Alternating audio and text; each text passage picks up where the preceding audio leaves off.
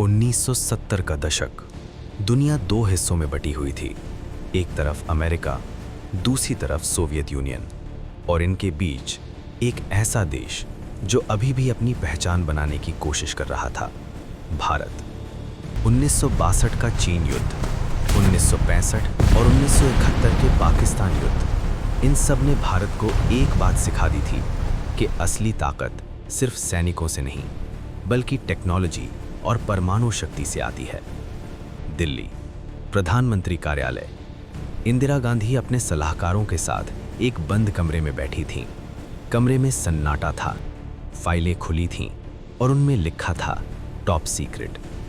एक सवाल सबके सामने था, क्या भारत परमाणु शक्ति बनने के लिए तैयार है? इस मिशन को नाम दिया गया स्माइलिंग बुद्धा, लेकिन नाम जितना शांत था, मिशन उतना ही खतरनाक। इस ऑपरेशन की जिम्मेदारी सौंपी गई थी होमी सेथना और राजा रामन्ना को। ये सिर्फ वैज्ञानिक नहीं थे, ये उस मिशन के कमांडर थे जो भारत का भविष्य तय करने वाले थे। लेकिन सबसे बड़ा खतरा भारत के दुश्मन नहीं थे, बल्कि अमेरिका की खुफिया एजेंसी, सेंट्रल इंटेलिजेंस एजेंसी। उस समय अमेरिका हर उस देश पर नजर रख रहा था जो परमाणु हथियार बनाने की कोशिश कर रहा था। सैटेलाइट्स, जासूस, निगरानी, हर कदम पर नजर। अगर इस मिशन की भनक भी लग जाती तो भारत पर भारी प्रतिबंध लग सकते थे और शायद ये मिशन शुरू होने से पहले ही खत्म हो जाता। लेकिन भारत ने फैसला कर लिया था, अब पीछे हटना नहीं था। राजस्थान का रेगिस्तान, पोखरण, एक ऐसा इलाका जहां दूर दूर तक सिर्फ रेत ही रेत। यहीं पर भारत ने अपने सबसे बड़े सीक्रेट मिशन की नींव रखी। रात के अंधेरे में ट्रक आते थे, लेकिन उनमें कोई हथियार नहीं दिखता था। सब कुछ साधारण दिखाने की कोशिश की जाती थी। वैज्ञानिकों को भी आम कपड़ों में नहीं, बल्कि साधारण कर्मचारियों की तरह दिखाया जाता था। किसी को शक नहीं होना चाहिए। यहाँ तक कि कोड वर्ड्स का इस्तेमाल किया जाता था। डिवाइस को बुद्धा कहा जाता था और हर बातचीत इतनी सावधानी से होती थी कि अगर कोई सुन भी ले तो समझ न पाए। रेगिस्तान के अंदर गहराई में एक गड्ढा खोदा गया, लेकिन ये कोई साधारण गड्ढा नहीं था। ये था भारत का पहला परमाणु परीक्षण स्थल। हर दिन काम धीरे धीरे आगे बढ़ रहा था, लेकिन डर हर पल साथ था। कहीं सैटेलाइट देख न ले, कहीं कोई जासूस पकड़ न ले। और इसी बीच एक खबर आई। अमेरिका को शक होने लगा था। CIA की रिपोर्ट्स में भारत का नाम आने लगा था। अब वक्त बहुत कम था, या तो मिशन जल्दी पूरा किया जाए या फिर सब कुछ खो दिया जाए। दिल्ली में फिर से एक मीटिंग हुई। इंदिरा गांधी ने सिर्फ एक लाइन कही, ये मिशन अब रुकेगा नहीं। और उसी पल एक फैसला लिया गया जो इतिहास बदलने वाला था। लेकिन क्या भारत CIA की नज़रों से बच पाएगा? क्या ये मिशन सफल होगा या दुनिया के सामने आने से पहले ही खत्म हो जाएगा? रेगिस्तान की वो खामोश रातें अब और भी भारी लगने लगी थी, क्योंकि अब समय भारत के खिलाफ जा रहा था। सेंट्रल इंटेलिजेंस एजेंसी के सैटेलाइट्स हर दिन भारत के ऊपर से गुजरते थे और हर पास के साथ खतरा बढ़ता जा रहा था।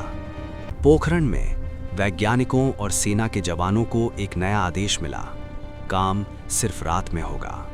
दिन के समय सब कुछ बंद, कोई हलचल नहीं, कोई निशान नहीं। यहाँ तक कि रेत पर पड़े पैरों के निशान भी सुबह होने से पहले मिटा दिए जाते थे, ताकि आसमान से देखने वाला कुछ भी शक न कर सके। इस मिशन में शामिल हर व्यक्ति जानता था कि वो क्या कर रहा है, लेकिन कोई भी पूरा सच नहीं जानता था। ये एक need to know basis operation था। हर इंसान को सिर्फ उतनी ही जानकारी दी जाती थी जितनी ज़रूरी हो, ताकि अगर कोई पकड़ा भी जाए तो पूरा मिशन उजागर ना हो। पोखरण के उस गड्ढे में अब धीरे धीरे डिवाइस को फिट किया जा रहा था।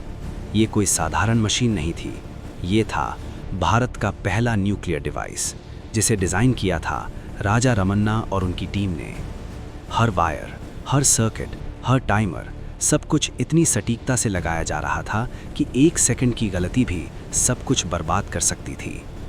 दिल्ली में इंदिरा गांधी लगातार अपडेट ले रही थीं। उनके सामने सिर्फ एक लक्ष्य था, भारत को परमाणु शक्ति बनाना। लेकिन बाहर की दुनिया धीरे धीरे कुछ समझने लगी थी। अमेरिका के विश्लेषकों ने भारत के कुछ संदिग्ध गतिविधियों को नोटिस किया। CIA की रिपोर्ट्स में लिखा गया, India may be preparing for a nuclear test. अब ये सिर्फ एक शक नहीं था, ये एक चेतावनी थी। अगर अमेरिका को पक्का यकीन हो जाता तो वो भारत पर तुरंत दबाव बना सकता था। डिप्लोमेटिक थ्रेट, इकोनॉमिक प्रेशर या फिर अंतर्राष्ट्रीय मंच पर विरोध। लेकिन भारत ने एक और चाल चली। पोखरण में कुछ नकली गतिविधियां शुरू की गईं। ऐसा दिखाया गया जैसे वहां सिर्फ सामान्य सैन्य अभ्यास हो रहा हो। ट्रक आते जाते रहे, लेकिन असली काम जमीन के नीचे छुपा रहा। ये एक परफेक्ट डिसेप्शन था और शायद यही वजह थी कि CIA पूरी तरह कंफर्म नहीं कर पाई। अब सब कुछ तैयार था। तारीख तय की गई, 18 मई 1974, सुबह का समय। रेगिस्तान में हर कोई अपनी पोजीशन पर था। दिल धड़क रहे थे, सांसें तेज थीं और हर नज़र एक ही बटन पर टिकी थी। काउंटडाउन शुरू हुआ, लेकिन उस पल सबके मन में एक ही सवाल था, अगर कुछ गलत हो गया तो? अगर विस्फोट कंट्रोल से बाहर हो गया तो? या अगर दुनिया को पहले ही पता चल गया तो? लेकिन अब वापस जाने का कोई रास्ता नहीं था। कमांड सेंटर में एक आखिरी सिग्नल भेजा गया और फिर 3, 2, 1, एक बटन दबा और अगले ही पल धरती हिल उठी। रेगिस्तान की रेत आसमान की तरफ उछली और पोखरण के नीचे इतिहास बन चुका था। भारत ने अपना पहला परमाणु परीक्षण सफलतापूर्वक कर लिया था। कोड वर्ड आया, बुद्धा हैज स्माइल्ड। लेकिन असल कहानी अब शुरू होने वाली थी, क्योंकि असली धमाका अब दुनिया की राजनीति में होने वाला था। अमेरिका का रिएक्शन क्या होगा? दुनिया भारत को कैसे देखेगी? और क्या भारत इस फैसले की कीमत चुकाने के लिए तैयार था? Buddha has smiled. ये मैसेज जैसे ही दिल्ली पहुंचा, कमरे में बैठे सभी लोगों ने एक दूसरे की तरफ देखा और फिर एक सन्नाटा, क्योंकि उन्हें पता था कि उन्होंने इतिहास बदल दिया है। इंदिरा गांधी को जब ये खबर दी गई तो उन्होंने बस हल्की सी मुस्कान दी, लेकिन उस मुस्कान के पीछे एक बहुत बड़ा फैसला छुपा था। अब ये सिर्फ एक वैज्ञानिक उपलब्धि नहीं थी, ये एक राजनीतिक तूफान बनने वाला था। कुछ ही घंटों में ये खबर पूरी दुनिया में फैल गई। India has conducted a nuclear test. और फिर शुरू हुआ रिएक्शन। सबसे पहले अमेरिका, यूनाइटेड स्टेट्स के अधिकारियों के लिए ये एक झटका था, क्योंकि उनकी सबसे बड़ी खुफिया एजेंसी सेंट्रल इंटेलिजेंस एजेंसी इस मिशन को पूरी तरह रोक नहीं पाई। CIA की रिपोर्ट्स में अब साफ लिखा था, India has successfully detonated a nuclear device. Washington में मीटिंग्स शुरू हो गई। सवाल उठने लगे, क्या भारत अब एक न्यूक्लियर वेपन स्टेट बन चुका है? क्या ये एशिया में हथियारों की दौड़ शुरू करेगा? और सबसे बड़ा सवाल, क्या अन्य देश भी अब यही रास्ता अपनाएंगे? अमेरिका ने तुरंत भारत पर दबाव बनाना शुरू किया। डिप्लोमेटिक चैनल्स एक्टिव हो गए, लेकिन भारत अब पीछे हटने वाला नहीं था। इंदिरा गांधी ने साफ कर दिया, ये परीक्षण भारत की सुरक्षा के लिए था, कोई आक्रामक कदम नहीं। लेकिन दुनिया इतनी आसानी से मानने वाली नहीं थी। कनाडा और कुछ अन्य पश्चिमी देशों ने भारत की आलोचना की। उन्होंने कहा कि भारत ने शांति के लिए परमाणु के वादे को तोड़ा है, क्योंकि भारत का परमाणु कार्यक्रम कई अंतर्राष्ट्रीय सहयोग से विकसित हुआ था। अब वही देश भारत से दूरी बनाने लगे। टेक्नोलॉजी ट्रांसफ़र रोक दिया गया, न्यूक्लियर सप्लाई बंद कर दी गई और धीरे धीरे भारत पर एक टेक्नोलॉजिकल आइसोलेशन शुरू हो गया। लेकिन भारत के अंदर एक अलग ही माहौल था, गर्व, आत्मविश्वास और एक नई पहचान। पोखरण की उस रेत ने भारत को एक नई ताकत दे दी थी। अब भारत दुनिया के उन चुनिंदा देशों में शामिल हो चुका था जिनके पास परमाणु क्षमता थी। लेकिन हर ताकत के साथ एक जिम्मेदारी भी आती है, और भारत के सामने अब सबसे बड़ा सवाल यही था, क्या वो इस शक्ति का सही इस्तेमाल कर पाएगा या फिर ये शक्ति एक नई समस्या बन जाएगी।